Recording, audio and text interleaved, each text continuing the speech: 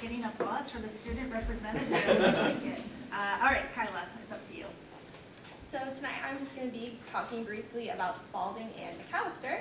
So both schools recently have been celebrating Black History Month, and they have specifically been learning about Black entertainers and Black innovators in order to celebrate Black History Month. And both schools actually have recently just celebrated the 100th day of school, and they're in the process of celebrating Read Across America Day. Specifically in Spalding news, preschool has been working hard all this winter to learn about friendship, diverse families, and kindness. Similarly, McAllister has just had a kindness assembly throughout the whole school where children learned about what it means to be kind and how they can be kind in their day-to-day lives. And they had the opportunity afterwards to create paper hearts which they could decorate in order to represent the kindness that they have received from someone in the past or recently, and they had the opportunity to decorate the hallways with the hearts in order to show how much kindness means to them. McAllister also has just celebrated the Family Fun Night, where the families of students get to go into the school and they get to participate in different challenges in order to see which family has the most spirit and cooperation. And as Milo said, Spalding has challenged our high schoolers to a composting competition. Spalding has been knocking it out of the park with composting recently. They only started in December, and they're at a total of over 3,000 tons of compost, while our high school is just creeping to 1,000 total, and they've been composting since last year. So in order to get those composting numbers up, we had special guest stars from Spalding practice their public speaking skills, and they came on air on our morning update this morning in order to challenge our high schoolers. And the best part, I think, is that the giant rubber chicken is the prize. But yeah, that's about all I have for our lower grades. Great. Thank you, Kyla.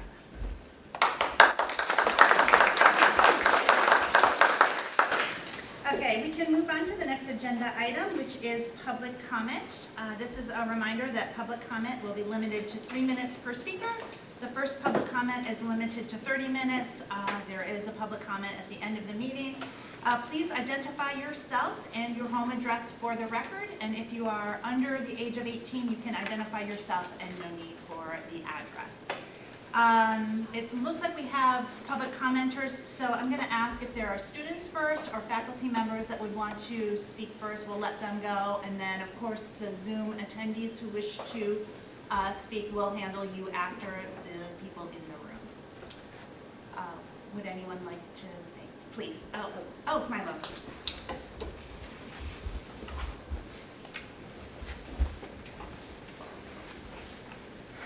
Hello everyone, my name is Milo Graham, 97 Brandywine Lane, Suffield. I approached the Board of Education this evening due to the harmful commentary at the February 5th board meeting. This commentary was on UConn-approved material involving transgender people that is currently being taught in the Intro to Individual and Family Development UConn ECE class here at our school. As both I and others approach the board tonight to speak, I encourage you all to listen with an open and empathetic mind. This is not only a current issue in our town community, but in our nation in its entirety. When I came out to my mom at the age of 15, I was scared. Not of her, not of her reaction. I was scared because once I took this step, everyone in my surrounding community would view me as an entirely different person, when in reality, I was simply changing surface level things to match the person on the inside who they had always known. To come out during a time where the social climate was, and still is, heavily divided in morals was a terrifying experience. Knowing there were people in my town and community who would not only turn my mere existence into a political debate, but would go so far as to censor it for their own comfort, was an idea that at 15, I didn't fully understand the weight of. 3 years later, it is clear that transphobia remains a prominent issue in our community, and I am now able to recognize the weight of that fact. As I stand here today, I want to ask you, what exactly about my identity is worth censoring? When I look at myself, I see nothing other than an uninvolved member of our school and community, an individual simply attempting to exist in the town that I call home. My question remains this: why are we recognizing the way Suffield is with these type of things, yet suggesting that we don't educate, when education is the one thing that will begin to close this divide? I deal with this divide on a daily basis. I don't feel safe to use the boys' bathroom at school because, as it is said, Suffield is a certain way about these things. Encouraging ignorance is encouraging a divide within your very own town community. This explicit material is the everyday life of a trans person like me. Although I am not a student in this UConn class, this past week I read the materials that are currently being deemed as explicit. One of these books is specifically about a female-to-male transgender teen, and as I read it, I realized that I had never once in my entire life read a book about someone like me, someone with experiences that I could actually relate to. To make diverse educational material available to students is life-changing and even life-saving. To feel seen, represented, and understood in the educational material we immerse ourselves in should be a right, not a privilege. Thank you.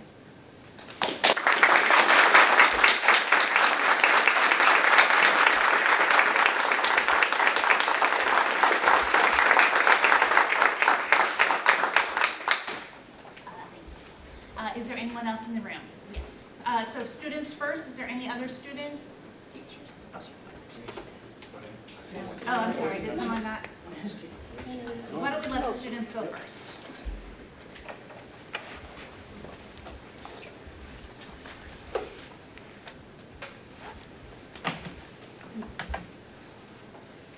Hello, my name is Samantha Parnan, and I'm a senior at Suffield High School and the president of our Gender Sexuality Alliance Club, which was formerly known as the Gay Straight Alliance. I am not in the UConn course Individual and Family Development, but I am part of a non-traditional family. I have many queer and trans friends that have helped me with my own journey of self-love. To withhold such books from, let's be honest here, a college course would be counterintuitive. UConn's Individual and Family Development is about families, and not all families look the same. My parents are amicably divorced and my mother is married to a woman. It isn't an explicit thing, it's the same love I saw between my mother and father when they were married. It isn't a strange thing to me either, and in the 21st century, it shouldn't be. I understand that change can be scary. In my life, I've endured a lot of change throughout it. But it's all for the better. See, humanity is a beautiful thing. It's full of love and compassion, understanding and doubt. We are all pieces of the world around us, and the best way to understand ourselves is to look across the way to someone else. In the college course, where young adults are learning about life, real life, it is imperative that they understand it in totality and not from a stifled worldview fueled by fear and ignorance. To keep a curriculum so welcoming would not only benefit the students themselves, but the town as a whole, as we are all interconnected as a community. It will help bring families together in conversation and connection. We are an ecosystem of care and interlocked lives.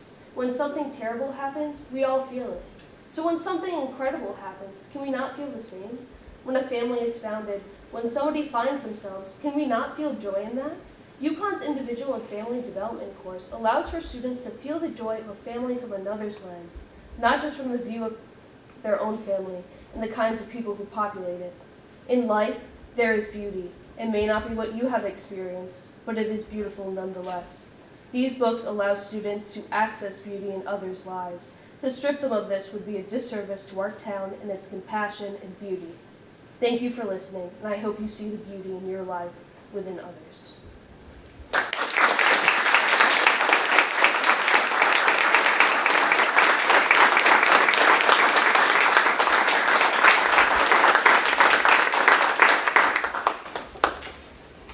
Okay, any other students, please? No?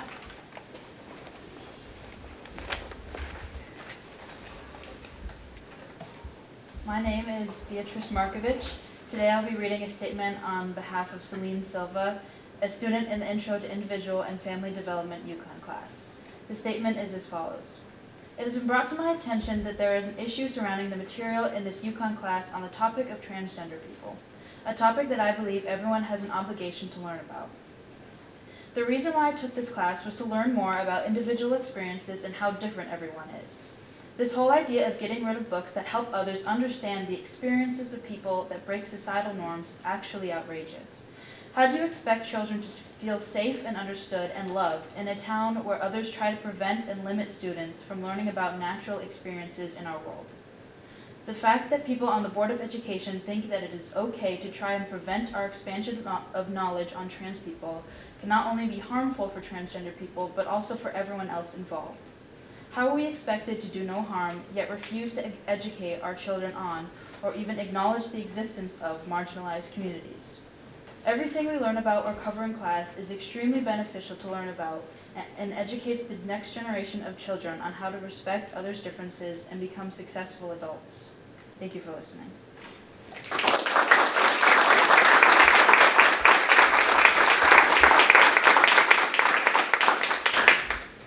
Okay, any other students, please? Yep.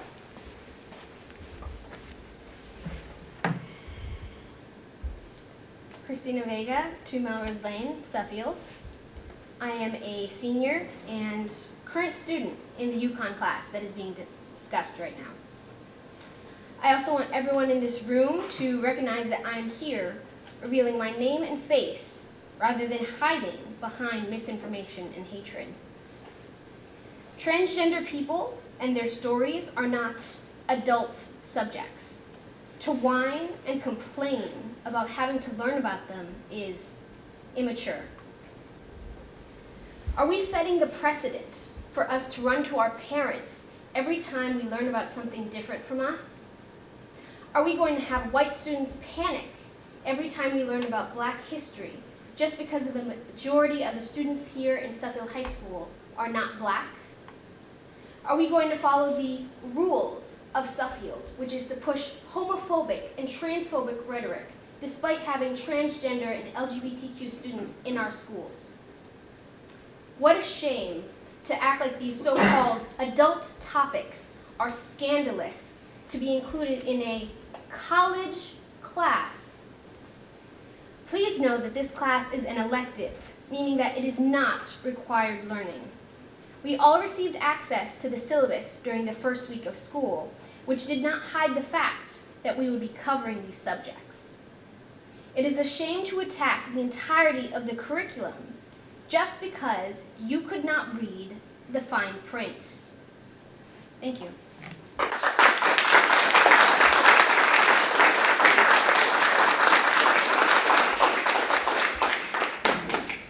Okay, any other students?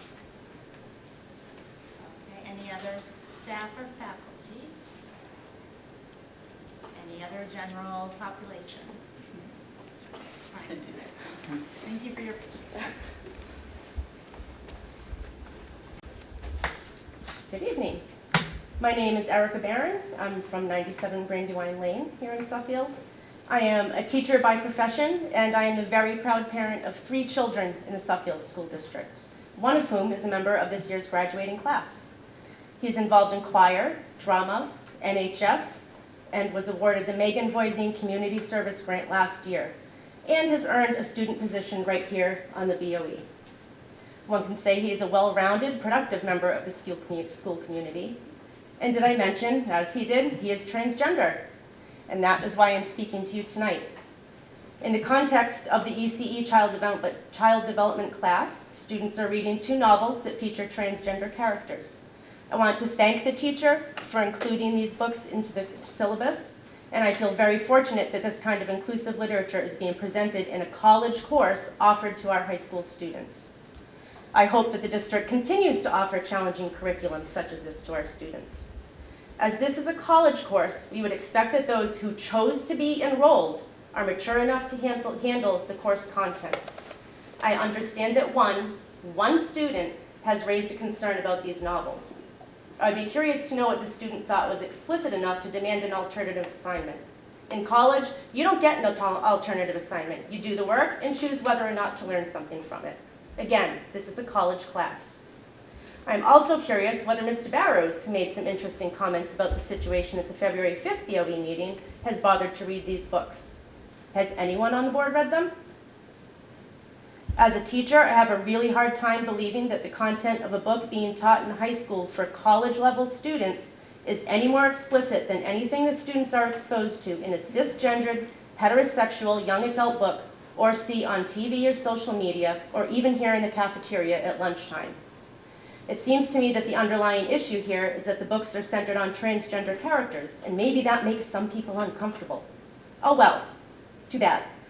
Discomfort with something that is beyond one's own experience is natural, normal, and important for personal growth and maturity. As a teacher, we learn that people grow and learn by challenging their own preconceptions, learning about experiences that are different from their own, and sometimes even having difficult conversations. These are all things that are necessary for someone to develop into an adult who is mature and understands that there are many ways to be in this world aside from their own. This is how we teach empathy, which seems to be in very short supply these days. This is how people learn. For a transgender student, reading about a character's similar experiences, ones they can actually relate to, is incredibly affirming and validating. Has anyone considered that perhaps our LGBTQIA students might be uncomfortable and tired of being exposed to nothing but cisgendered, hetero-centered books for their entire school careers? The authentic experiences presented in these books lets trans students feel visible. Their self-worth, which is challenged on a daily basis, is affirmed. They feel like they're not isolated in their experience. They feel more connected to the LGBTQIA community as well as their community at large when they are in an accepting community.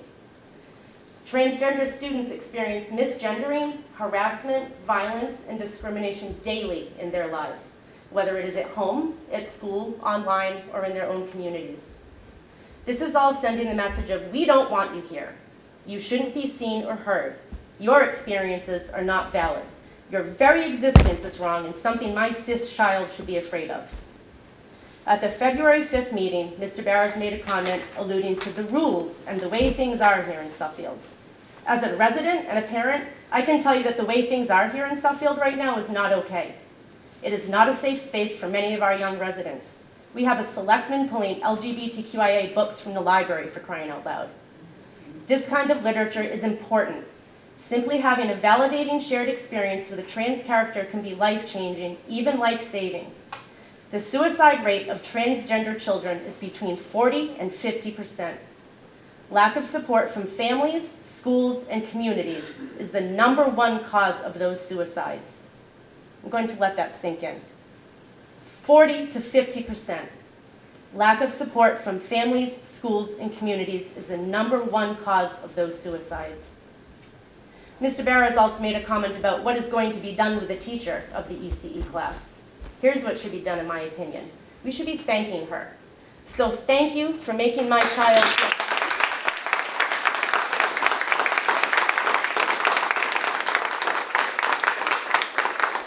Thank you for making my child feel valued as a member of this school community. Thank you for opening the minds and hearts of those students who are willing to learn and grow. I would also like to offer a personal thank you to the other teachers and staff who I hope are here or are watching, and you know who you are, for the amazing support that you have provided my son over the last 4 years. It is a battle that often goes unnoticed, and I am forever grateful. Each one of you has been a lifesaver. Your empathy and kindness are saving lives. It is a lot easier to hide behind the scenes and make policies than to face the individuals who will be negatively affected by them.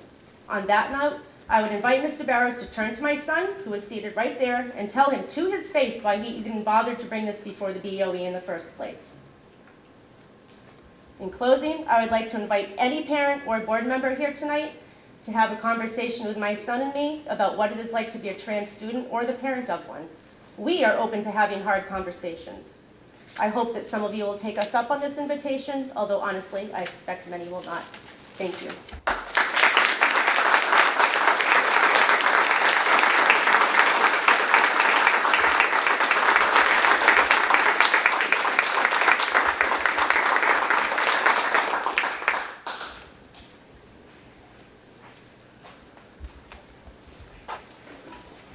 Oh, no, please go. Good evening, Dr. Cassandra Victor Vega, 2 Melrose Lane, Suffield. I want to share with you this evening the mission statement online. Suffield High School strives to foster academic excellence and responsible behavior in all students by encouraging them to be effective thinkers and active citizens. I am floored to hear our students speak today, and so humbly proud. Literally, I cried. I also want to share with you all, to the Board of Ed, an article that I rediscovered this week online. It was June 2021, it was the Suffield Observer, and Dr. Van Tassel, you were doing your end-of-year remarks, peri-COVID, slightly post-COVID, and you remarked on the district's effort in charting our path forward to a more welcoming, equitable, and inclusive public school district for all students, families, faculty, and staff. You boasted about the established Board of Education goal on diversity and about the creation of the Suffield Public Schools DEI Council. You listed 16 bulleted accomplishments. That's impressive. Finally, you concluded by recognizing that the evidence of lasting change can only be proven with time. These were your words. So where are we today with our DEI efforts at SPS? Time has shown us that now in 2024, a Board of Education member would remark when speaking of an elective high school class, a UConn class taught at our very own high school, a class whose teacher obtained UConn certification to teach this specific college class in our very town, our town of Suffield. Now we are speaking of rules of Suffield and these types of topics, that somehow a teacher violates policy by teaching UConn material, which is in fact college curriculum. Do we now have topics and policies against diversity, equity, and inclusion that you spoke so highly of in 2021? That is my question. Thank you.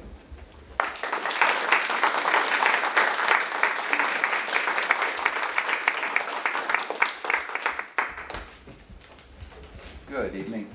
Neil Hornish, 864 Thorell Avenue. First, I'd like to address the students who spoke today. Thank you. It may seem like there aren't many of you speaking up, but please know that when you do, there are a lot of others who agree with you, but might be intimidated or hesitant to speak out with you. Unfortunately, that includes a lot of people who are a lot older than you, but thank you, keep speaking up. To the board, I would just say from what I heard today, to consider removing a book, if that's what the issue is, from this course would be a big disservice. This is obviously something that the students are dealing with firsthand and dealing with in their lives. So to try to hide it or sweep it away would be an extreme disservice, not just for the students, but for our entire community. Thank you. Okay,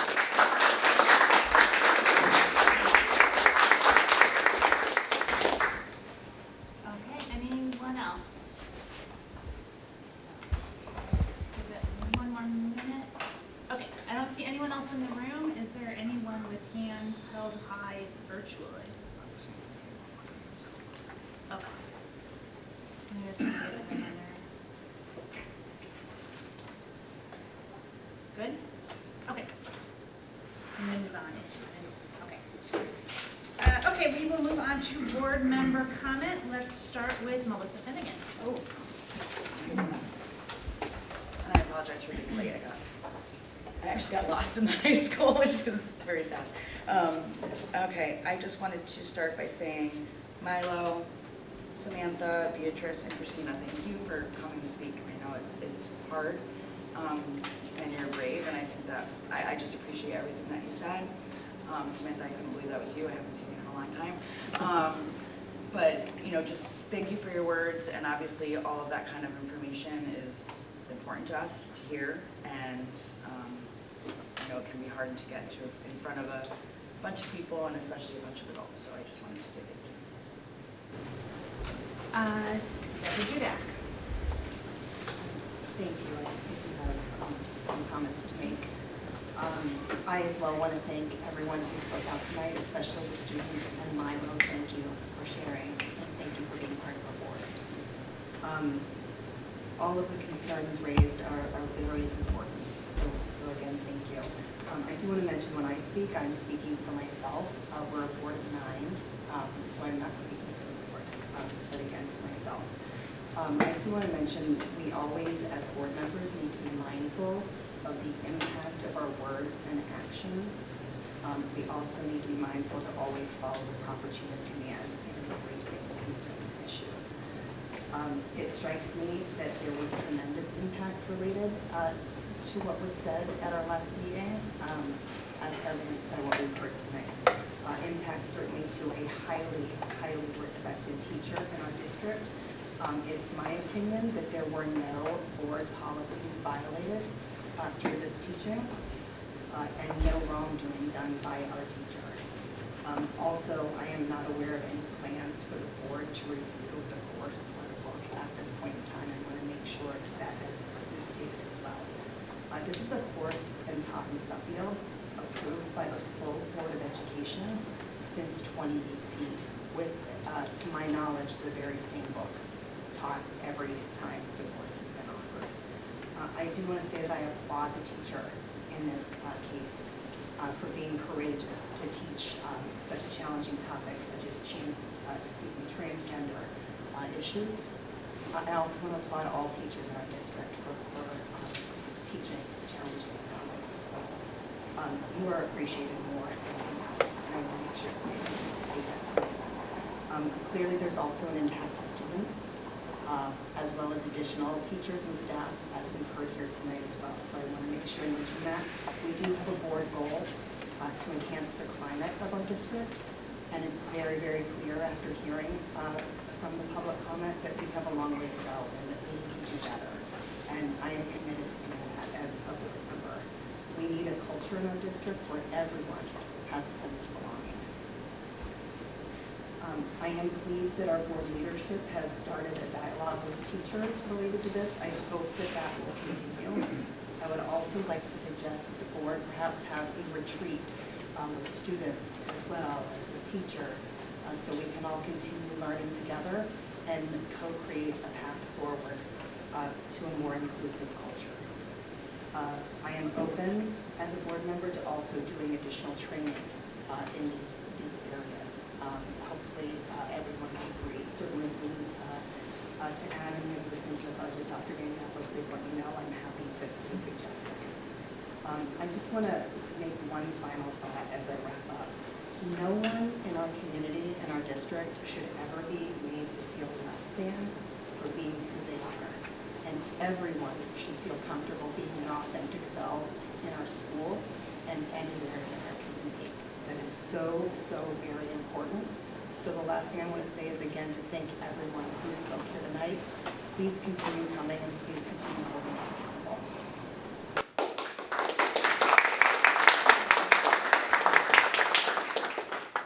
Josh Barrows. All right, so I want to thank everyone for coming. So I did hear about there was a couple, there was people upset about my comment. So I did go back and actually look at my comment. So my comment on February 5th of 2024, my concern was for a student who felt uncomfortable with material that was handed out that was an explicit nature. That was not the topic. It was the graphic images or what they felt was explicit material inside the book. That student was one of several. The others were afraid to come forward because they thought there was going to be retaliation and backlash. As far as the teacher goes, my question was whether the teacher had the authority to hand out the material or not. That was my question. And when I talked about the rules in Suffield, it was simply talking about the fact that Suffield does monitor materials that are handed out, including supplemental materials, because there have been other districts within the state, as well as abroad, that have handed out materials that have been explicit in nature. Regardless of the topics they're covering, the materials themselves were explicit for children to read. Then there was conflicting words on whether or not the teacher was going to offer alternative materials. So at first, the student was told no, and then when the parent asked, the parent was told yes, and then they turned around and said, actually no, because it's a college level course, which led me to my next conclusion, as far as looking at the course. As far as with the teacher, at no point in time in my comment did I ever say I wanted her to be reprimanded, disciplined, or fired. So I don't know who spun that up, but that's not the case.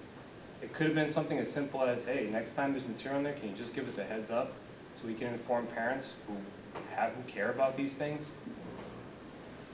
And then, as far as wanting it looked at, yeah, I wanted to evaluate it because a parent had a concern. So look at the material, see what the course is. First time I've heard of the course, just to see if there's any there. Seems pretty reasonable to me. As far as the issue stands today, my comment was out of concern for a student, a parent, and several other students. Furthermore, both sides of any political party have brought books before the board or brought books to our attention, and each one of them has to be taken with fidelity and care, regardless of who it upsets. This isn't to make the students feel insecure in being a student here at Suffield High School. No one asked anyone to leave. No one told anyone they weren't welcome. And while ensuring that Suffield students remain focused on education is the primary goal of the board, that is what I'm tasked with and that is what I'm looking to do. I'm also here to respect parents' rights. And this is not a place for political debate or activism. So yes, like when a parent brings a concern forward, you do have to look at the concern. And unfortunately, I wish, again, that I could have made this more aware to you, but I was also trying to not necessarily drag anyone into this. So if you have a problem with the fact that I brought this up, I apologize if it caused you grief. I apologize if it offended you. But again, regardless, if a parent brings something forward, it deserves to be investigated. Just the same way if you brought something forward, I would want to look at that too. So that's all I have to say, and thank you very much. Tracy Clark. So first I wanted to say thank you to the Ag Sci kids. Thank you for the effort. I appreciate them. So I appreciate everyone stepping forward, the bravery. I know it's hard to get up and speak. It's hard for adults to speak as well, so I appreciate that. I was not at the meeting. I have heard and I have watched the recap of the meeting. I feel that there were things that were said and things were taken out of context and misconstrued. I went back and listened and I also did not hear that a teacher was threatened or so. I just wanted to say the board goals were mentioned and I take those goals very seriously as well.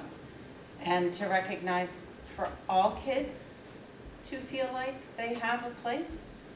That means even kids who may not agree with how I feel or how you feel, all kids need to feel like they have a space and that they are recognized and heard as well. So that's all I have to say. Thank you. Brian Farr. Thank you.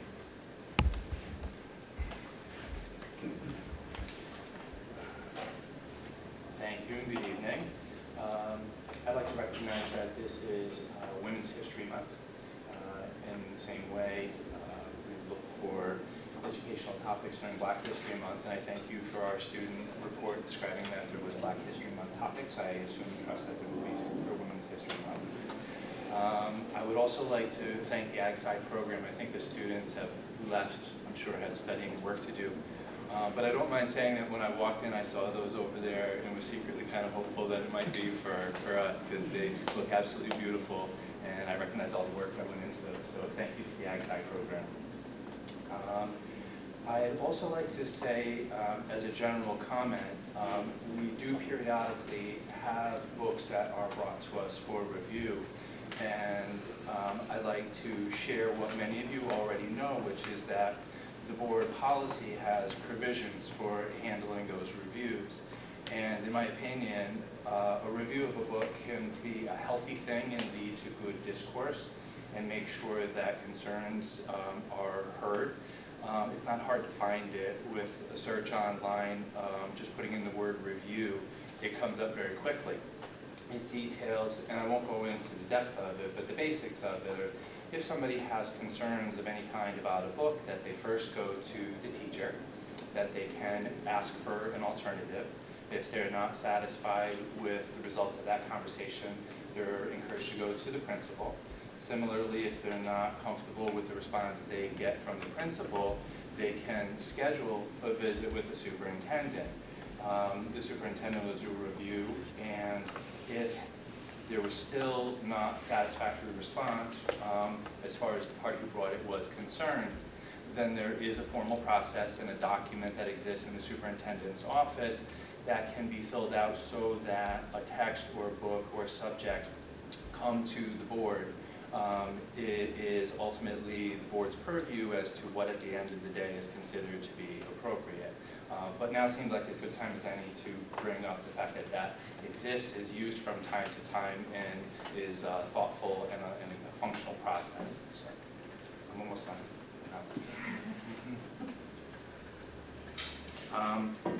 I thank you to all the public, and most especially the students, for coming forward this evening to talk. Frankly, I felt really invigorated by tonight's meeting. The fact that you all felt so passionate about what you were sharing created for me a sense of community, and I like to see how things can function at a board level and amongst a school district. The students in particular were very thoughtful in what they wrote out, poured their hearts out into this, and I want them to know individually, Milo, Samantha, Beatrice, who I think was talking on Ms. Silva's behalf, and Christina, in addition to the parents and community members that spoke, you were heard. And I thank you for taking the time to bring these concerns forward. I'm a member of the medical community and keenly aware of the added level of risk that some of our students are at. And we need to be supporting every one of our students. And those who have, for any number of reasons, the potential to be marginalized and in a compromised position need an extra level of support from us. And in conclusion, I, just like Deborah said, and I do appreciate all your thoughts, I agree with everything you said. I'm only speaking for myself, but every student in this district has my support regardless of where they're coming from. And kudos to those of you with the strength to share your thoughts and feelings tonight.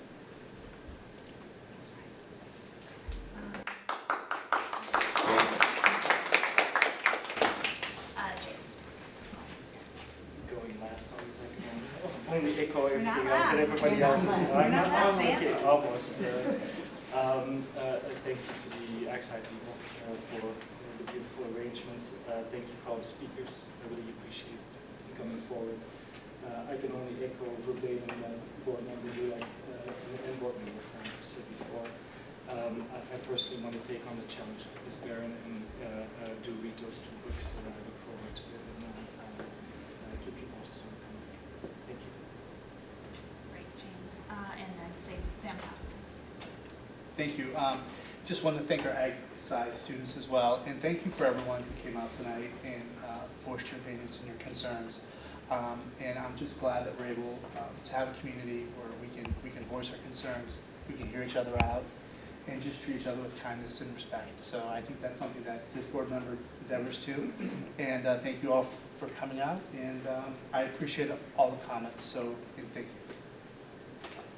Great. So for me as board chair, I realize our board has an important role here in the district, and I just want to reiterate that we do want to make decisions for the best of all students. And I would ask that we try to find a way forward, as we always do, to move forward together as we move on. Okay, let's move on. We can now move to reports. Excuse me?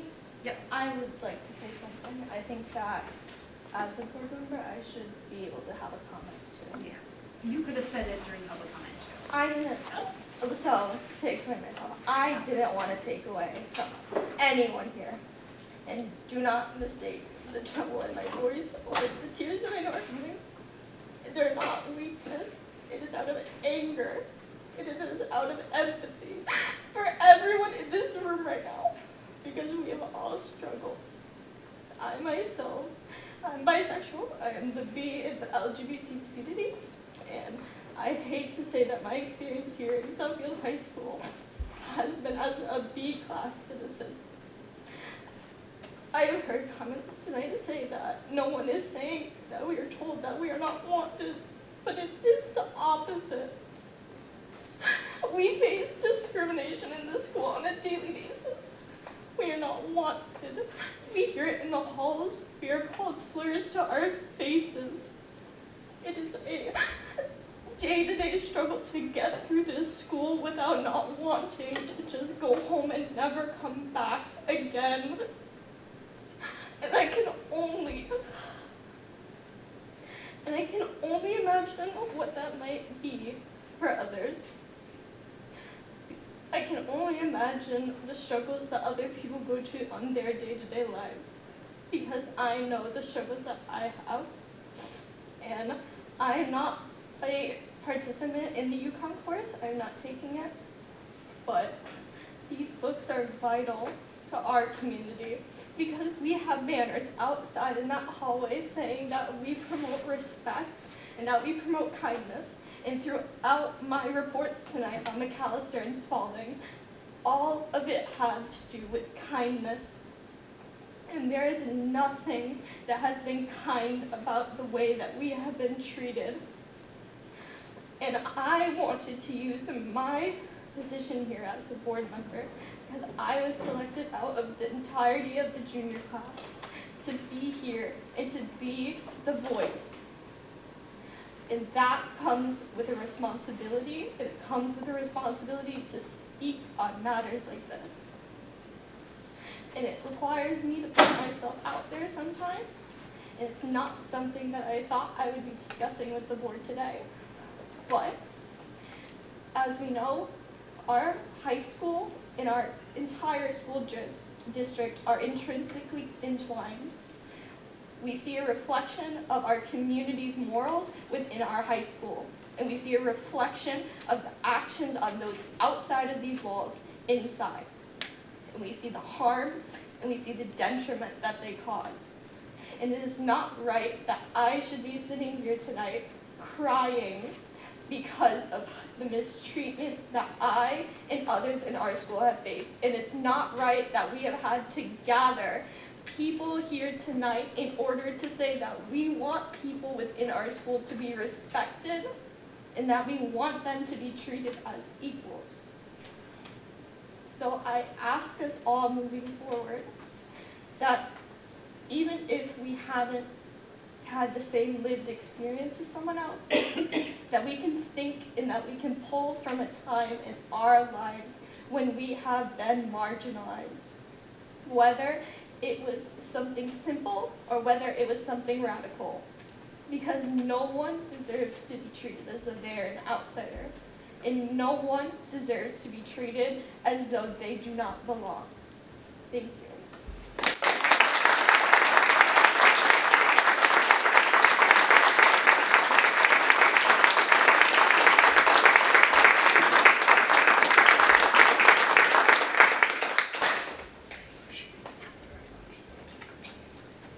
Okay, thanks, Kyla. Okay, we can move on now to superintendent's report. Kyla, thank you once again for your openness and for the vulnerability that you have shared in that home in a passionate way. I also want to thank Milo, Samantha, Beatrice, Christina for being here this evening and sharing student voice, which is tremendously important. I also want to thank all of our members of the community who are here this evening, as well as parents who have come here to speak. Your courage, your eloquence in speaking is helping us all to grow and to learn. Since the comments that transpired at the last Board of Education meeting, I want everyone to know that I have had some very productive conversations with Board of Education members, with members of our faculty, our administrators, as well as our Teachers Association. I appreciate the work that our Suffield High School Genders and Sexuality Alliance have done together, coming together and having their voices be heard, not just on this matter, but on other matters. I also want everyone to know that not just as your superintendent of schools, but also as a person, that I support our LGBTQ+ community. And I need to be here for you and am listening. I believe that with this, there are opportunities for us to grow as a community. I believe that the work of our Board of Education and our district goals provides an opportunity for us to further discussions towards that common goal. I'm also tremendously optimistic, and I do look forward to the work ahead, more closely engaging with the Board of Education, with all of our stakeholders that are within this community that I get to work with day in and day out. Great work has begun, but we know that there's a lot more work that needs to be done. We also know that we can't do it as individuals. We're learning every single day, and we need to continue to learn together.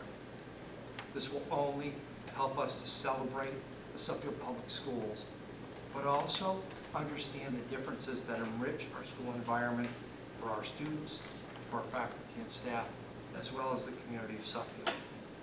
I thank everybody for being here this evening and the comments that have been shared.